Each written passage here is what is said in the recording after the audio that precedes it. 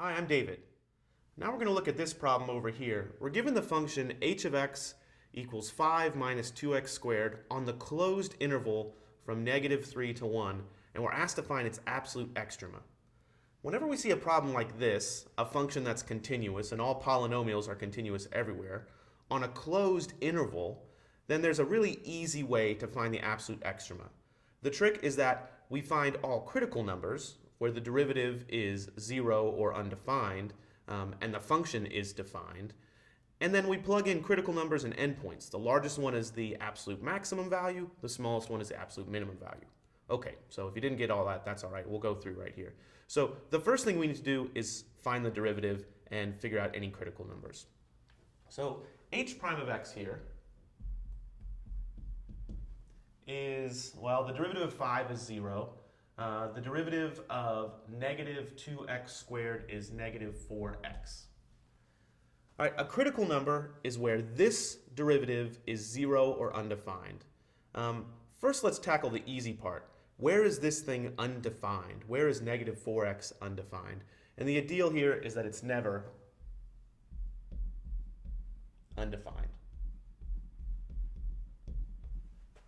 This might seem like an unnecessary thing to write down or to say, but it's important. If we forget to check where it's undefined, we might be missing out on some important critical numbers in other problems. All right, now let's see where it's 0. So where is -4x equal to 0? Well, that's a pretty easy equation to solve. That's true when x is equal to 0. And that's the only place. Okay, so this strategy says, let's plug in this number, x equals 0, as well as the endpoints. If there's an absolute maximum or minimum value, it has to occur either at one of these endpoints or at a critical number. So those are the only three numbers I really have to check. So let me create a little chart here. I'll put a left endpoint. I'll put a critical number. And I'll put a right endpoint.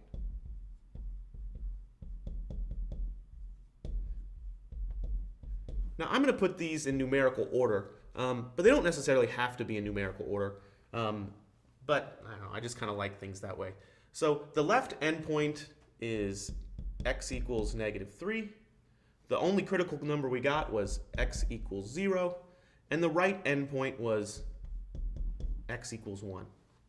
So now what I'm going to do is I'm going to plug in these values into the original function. Now be careful here. Sometimes we're tempted to plug it into h prime of x, the derivative. But no, I'm going to plug these into the original function. So I want to find h of -3, h of 0, and h of 1. Okay, I'll do the little work down here on the side, maybe in orange here. So let's figure out what these values are. H of -3. So I'm plugging -3 in for x in the original equation. So this is 5 minus 2 times -3 squared. Let's see, that is 5 minus 2. -3 squared is 9, positive 9. So I've got 5 minus 18. 5 minus 18 is -13. Okay, so this value right here is -13. It's one of my candidates for an absolute maximum value or absolute minimum value. Let's do 0. And again, I'm plugging this into the original function, not the derivative. H of 0, this one's going to be a little easier to plug in. This is 5 minus 2 times 0 squared. 0 squared is 0 times 2 is still 0. So this is just 5 minus 0, or 5. And the last one I need to check is 1. And again, I'm plugging into the original function, not the derivative. H of 1, so this is 5 minus 2 times 1 squared, which is 5 minus 1 squared is 1, times 2 is 2. So 5 minus 2, which is 3. And that's my last one.